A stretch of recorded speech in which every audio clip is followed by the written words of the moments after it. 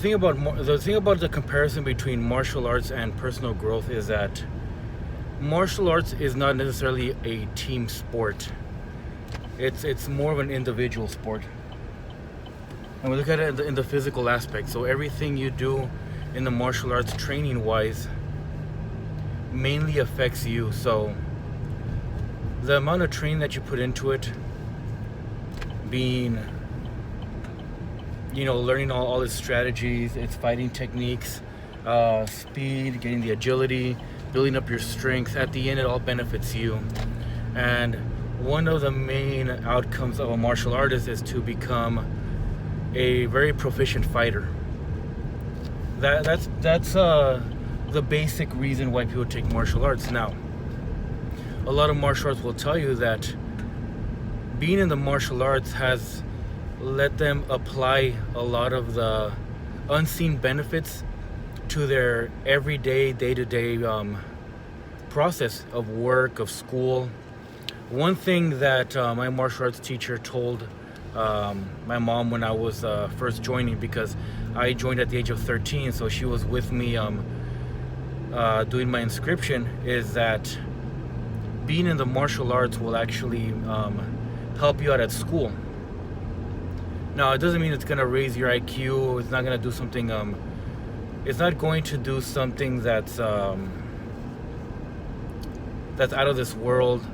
Nothing mystical like how everybody foresees what martial arts is. No, what happens is that in the martial arts sense, a lot of the training, a lot of the advancement is individual between you and your martial arts teacher. That while you're in the martial arts, your teacher finds out what's the best way that you're learning. So when you find that out, you apply it to your life outside of the martial arts. So for example, if you're at school and you know that you're learning a particular subject, sometimes the way the teacher is teaching you, since the teacher teaches you as a whole, not as an individual, there's always tutoring and things like that, but the teacher's job is mainly to teach the class as a whole, where a martial arts teacher's concept is to teach the individual, because we, as a martial artist, we basically put our work to the test at every tournament we go to, every competition. So each individual needs to be proficient in what they know.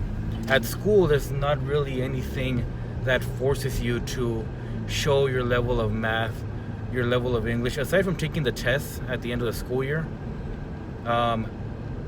It's not something that's pushed on a day-to-day basis. In a martial arts school, you could be sparring every single day, trying to evaluate how much you're advancing.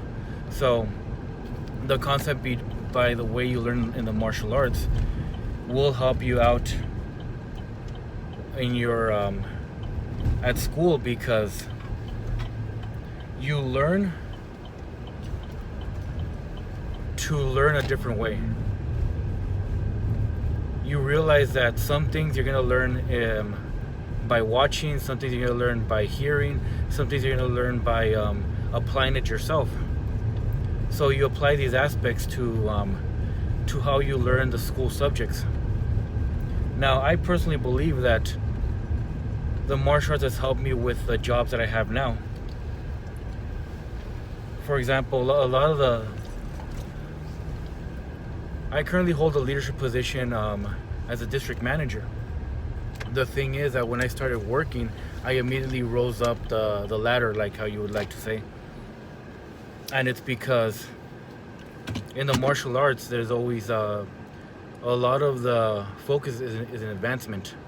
So you're constantly doing things that show your level of maturity in the martial arts. So entering the workforce, my first goal was, okay, learn what am I doing? How do I do it better? How do I do this in a way that is gonna show that I'm proficient in my job? How do I advance to the next level of the subject I'm in?